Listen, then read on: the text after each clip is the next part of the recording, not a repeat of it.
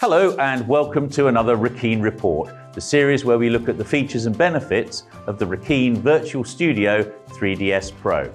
So today we're going to talk about depth of field. Now, depth of field is incredibly important in any filming process where we're using cameras to effectively recreate what happens in the human eye. And what's important is that as you get closer to an individual object, those around it appear to soften. Now that's easy to do with apertures and real cameras and cameramen. It's much harder to do in software. And that's a great feature that we have in the Reckeen Virtual Studio software.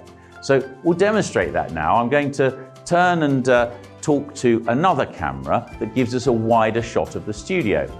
And you'll see that the virtual objects around me, when we're in a relatively wide shot, are all equally crisp and in focus.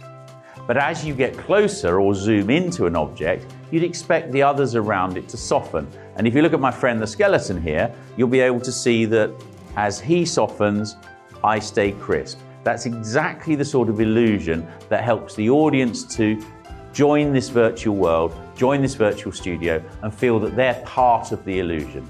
So as we move around the studio, we get closer to objects that are distant from the item that we want to see, which in this case is the presenter, you'll see that they soften. But as we go wider, they get crisper. This is a function that you can use within Reckeen. It's a function that you can set, so you can adjust the amount of depth of field that you want to add to those shots.